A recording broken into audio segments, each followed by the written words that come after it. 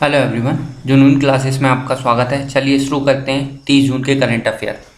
Question दिया हुआ है, किस फुटबॉल क्लब ने इंग्लिश प्रीमियर लीग 2019-20 का खिताब अपने नाम किया है? 19-20 का खिताब किसने अपने नाम किया है? तो इसका सही आंसर क्या हो जाएगा? लिवरपूल।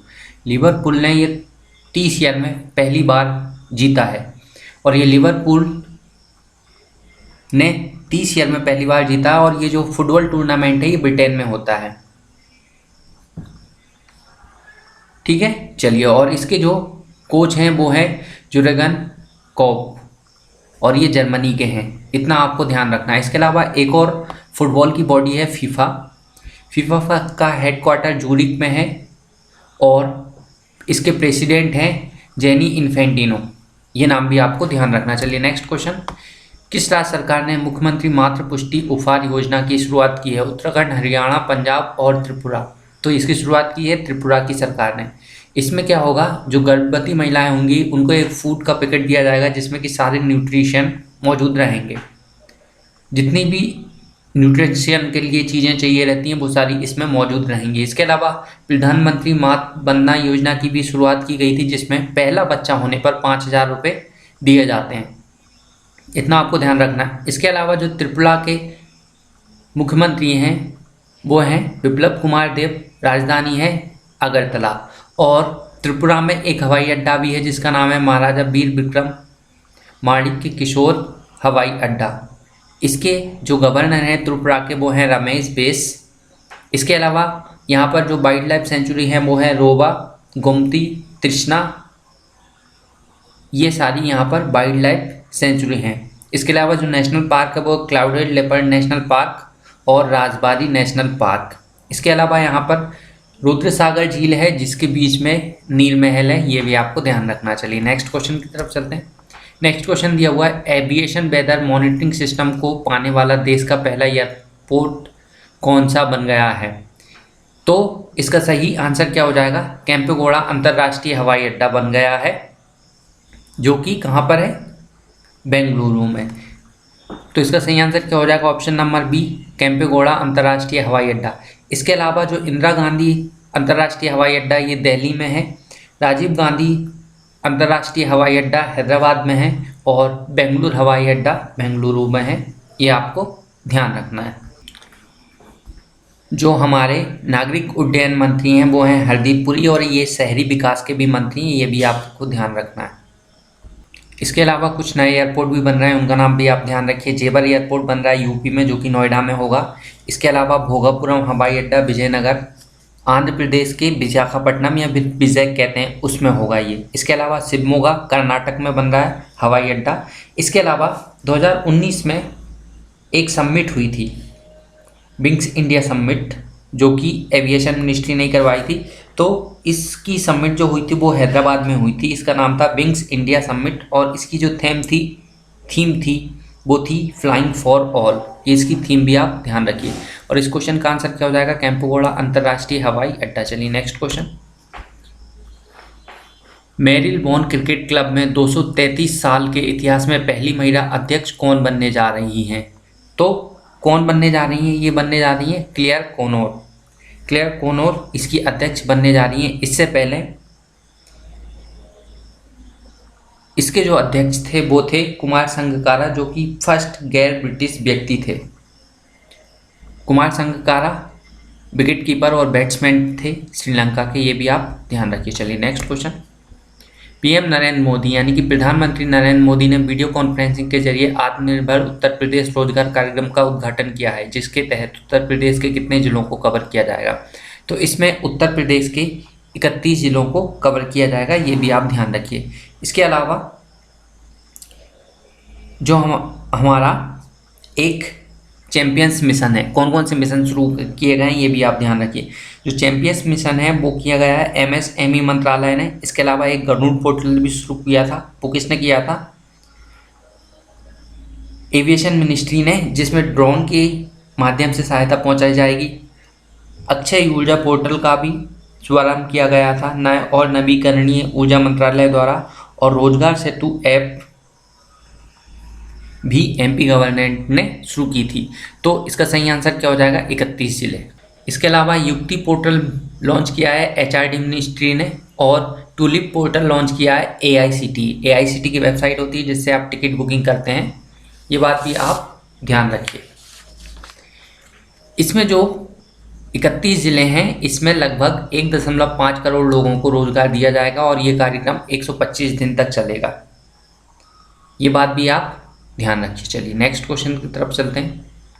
और इसके अलावा एक बात और ध्यान रखिए, यूपी जो है, यूपी में 75 ज़िले हैं टोटल। चलिए नेक्स्ट क्वेश्चन।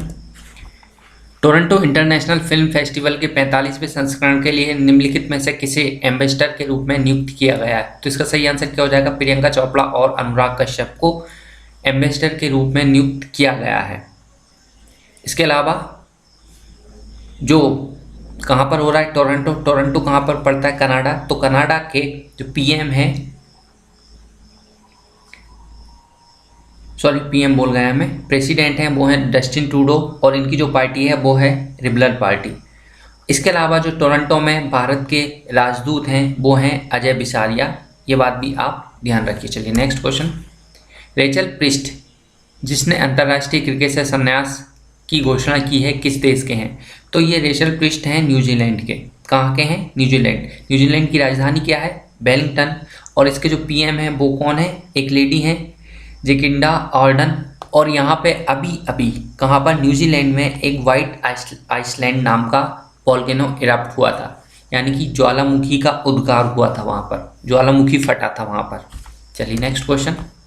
निम्नलिखित में से किसने नेविगेटिंग दान न्यू नॉर्मल नामक एक व्यवहार परिवर्तन अभियान का शुभारंभ किया गया है? तो ये किसने शुभारंभ किया है? नीति आयोग ने। देखिए नीति आयोग ने इसका शुभारंभ किया है, लेकिन इसके सहयोगी कौन कौन है? Bill and Melinda Gates foundation, जो कि बिल गेट्स और उनकी पत्नी का फाउंडेशन है। Ashoka university, ministry of women and child development. इसके अलावा स्वास्थ्य मंत्रालय भी इसके साथ इनका सहयोग करेगा। इसके अलावा जो नीति आयोग है उसके सीईओ हैं अमिताभ कांत। चलिए नेक्स्ट क्वेश्चन। कोविड-19 महामारी के मद्देनजर अगले सेमेस्टर से ऑनलाइन कक्षाएं आयोजित करने वाला देश का पहला आईआईटी संस्थान कौन सा बन गया है? तो इसका सही आंसर क्या हो जाएगा? आईआईटी बॉम्बे। आईआईटी बॉम्बे पहला संस्थान बन गया है जो कि अगले सेमेस्टर से ऑनलाइन परीक्षाएं प्रोवाइड करेगा। इसके अलावा महाराष्ट्र में कोविड के सबसे ज़्यादा केस हैं, ये बात भी आप ध्यान रखिए। चलिए नेक्स्ट क्वेश्चन। कौन सा देश मार्च 2021 तक हिंद महासागर में एक स्थायी सैन्य अड्डा स्थापित करने की योजना बना रहा है? तो इसका सही आंसर क्या हो जाएगा? ईरान। ईरान है ना, इसकी योजना बना रहा है कि वो 2021 तक सैन्य अड्डा हिंद महासागर में स्थापित कर दे। देखिए या तो ये मेडागास्कर के पास करेगा या फिर यमन का एक आइलैंड है उसके पास ये अपना सैन्य अड्डा स्थापित करेगा, ये बात भी आप ध्यान रखिए। चलिए, और ये जो अड्डा बनाएगा इसमें मिलिट्री बेस बनाएगा जिसमें रिवोल्यूशनरी गार्ड रहेंगे। इसके अलावा एक बात और ध्यान रखिए, जो ईरान है इसमें सबसे ज़्यादा शिया पॉपुलेशन पाई जाती है। राजधानी तेहरान है, राष्ट्रपति हैं हसन रूहानी, और इनकी मुद्रा पहले रियाल हुआ करती थी, उसको इन्होंने चेंज करके टोमन कर दी इनकी मुद्रा, ये बात भी आप ध्यान रखिए। इसके अलावा इनने जफर और नूर नाम की 2 सैटेलाइट भी लॉन्च की है, जफर और नूर। चलिए नेक्स्ट क्वेश्चन। अन्य पिछड़ा वर्ग के उपश्रेणीकरण के मद्दे की जांच करने के लिए गठित जस्टिस रोहिणी आयोग का कार्यकाल कब तक के लिए बढ़ा दिया गया है? देखिए ओबीसी को 27% आरक्षण मिलता है, ये तो आपको सभी को पता है, लेकिन अब ओबीसी में भी वो सब कैटेगरी कर रहे हैं कि किनको ज़्यादा आरक्षण देना चाहिए, क्योंकि ओबीसी में काफ़ी लार्ज पॉपुलेशन आती है, तो वो ये सोचना है किसको ज़्यादा आरक्षण देना है, कौन से को कम आरक्षण देना है, उस हिसाब से ये डिसाइड करेगा। तो इसका कार्यकाल जो है वो 31 जनवरी 2021 तक बढ़ा दिया गया है। कब तक? 31 जनवरी 2021 तक बढ़ा दिया गया, option number B. Next question. संयुक्त राष्ट्र द्वारा विश्व लोक सेवा दिवस 2020 पर एक पैनल चर्चा में भाग लेने के लिए किस राज्य के स्वास्थ्य मंत्री को आमंत्रित किया गया था? तो इसका सही आंसर क्या हो जाएगा? केरल। केरल की जो स्वास्थ्य मंत्री हैं के शैलजा, इनको आमंत्रित किया गया था क्योंकि केरल देश का पहला राज्य था जिसमें कोविड के केसेस सबसे पहले आए थे और उन्होंने सबसे पहले कंट्रोल भी कर लिया है। तो सबसे अच्छा रिजल्ट देने के लिए इनको यहाँ पर आमंत्रित किया गया था। इसके अलावा संयुक्त राष्ट्र में इनको बुलाया गया था और ये कब बुलाया गया था? 23 जून को। 23 जून को क्या होता है? Public service day. ये बात आपको ध्यान रखनी है। इसके अलावा जो यूएन है उसमें मानुषी छिल्लर को मासिक धर्म जो होता है मेंस्ट्रुअल हाइजीन, उसके लिए सद्भावना राजदूत बनाया है किसने? यूनिसेफ ने।